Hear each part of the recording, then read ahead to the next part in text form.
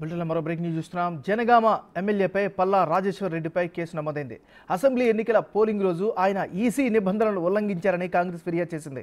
కాంగ్రెస్ ఫిర్యాదుతో పోలీసులు కేసు నమోదు చేశారు. పోలింగ్ రోజున పల్లా రాజేశ్వర్ రెడ్డి మెడలో బీఆర్ఎస్ కండువా వేసుకుని బూతులను సందర్శించారు. అయితే ఆయన మెడలో పార్టీ కండువా ఉండడంతో పలుచోట్ల కాంగ్రెస్ శ్రేణులు నిలదీశారు. కండువాతో ఎలా వస్తారంటూ ప్రశ్నించారు. తర్వాత జనగామ డీసీసీ అధ్యక్షుడు కొమ్మూరు ప్రతాప్ రెడ్డి స్థానిక పోలీస్ స్టేషన్లో ఫిర్యాదు చేశారు.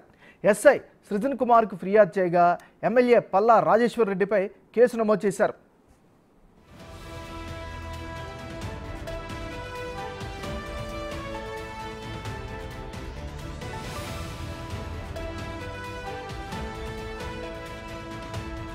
పల్లా రాజేశ్వర్ రెడ్డిపై కేసు నమోదైంది. అసెంబ్లీ ఎన్నికల పోలింగ్ రోజు ఆయన ఈసీ నిబంధనలను ఉల్లంఘించారని కాంగ్రెస్ ఫిర్యాదు చేసింది.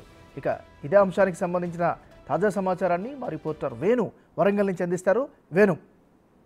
ఎస్ నాగరాజు, నవంబర్ 30న జరిగినటువంటి అసెంబ్లీ ఎన్నికల పోలింగ్ లోపల జనగామ నియోజకవర్గంలో ఎక్కడా లేని విధంగా కూడా అల్లర్లు గొడవలు జరిగాయి. పార్టీ కండువా వేసుకోవడం, అదే విధంగా తన మెడలో వేసుకున్న ఐడి కార్డుకు బదులుగా పార్టీకి సంబంధించిన కారు సిమ్ అన్నటువంటి మరో ఐడి కార్డు వేసుకొని కూడా పల్లా రాజేశ్వర్ రెడ్డి ప్రతి ఆ పోలింగ్ బూత్ కు వెళ్లి ఆ ఓటర్లను కలవడంతో అక్కడ ఉన్నటువంటి అప్పుడు కాంగ్రెస్ అభ్యర్థిగా ఉన్న కొమ్మూరు ప్రతాప్ రెడ్డి వర్గం కూడా అడ్డుకునే ప్రయత్నం చేసింది. దాదాపు 3 పోలింగ్ బూత్ లో గొడవలు కూడా జరిగాయి.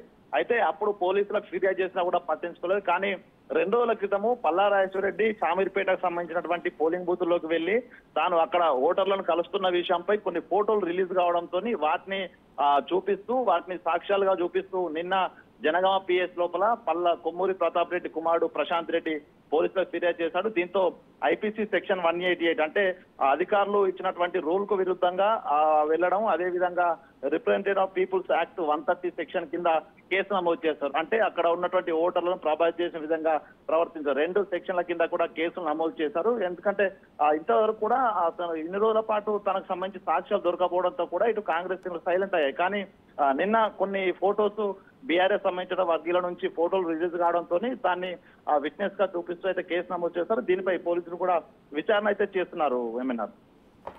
Right, thank you Venu.